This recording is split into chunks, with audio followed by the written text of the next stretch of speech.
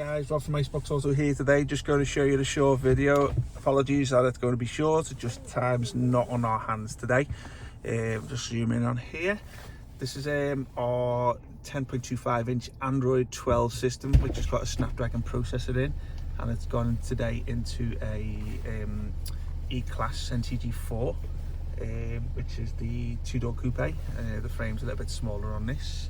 You do them for the 4-door, which is the W212, so just check our site and make sure you get the right one. Now, as I say, this is our Android 12 version here.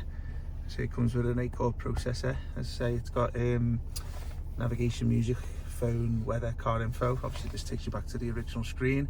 I will pre-warn you that this didn't have aux or an AMI input, but we did have to go into the engineering mode, which is holding a couple of buttons, 3 buttons down here, and change over some of the settings. So just be mindful that you need an aux or AMI to have a easy changeover of the system. If you haven't got that, then obviously get in touch with us and we'll show you some information on how to switch over the aux, switch the aux settings on, because you do need to go into the engineering mode of the original NTG.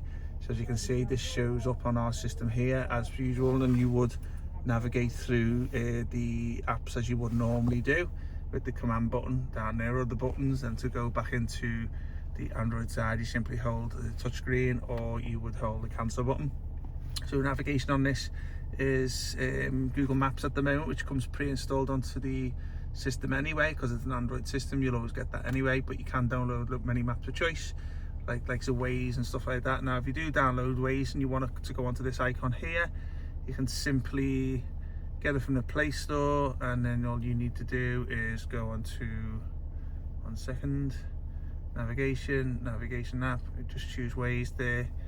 And obviously next time you go over to the application side of things, no, that's the wrong one. I pressed the wrong, sorry guys, I think I pressed the wrong button. But you can change any of the maps anyway if you wanted to go onto this here.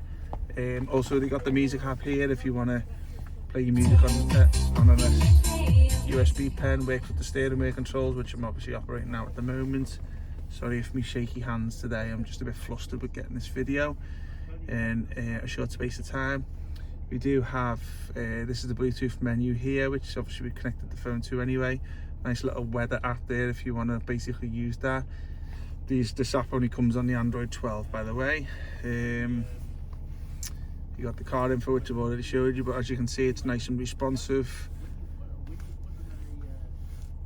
No lag whatsoever. You got your HD video if you want to put any films onto a flash pen, watch it there.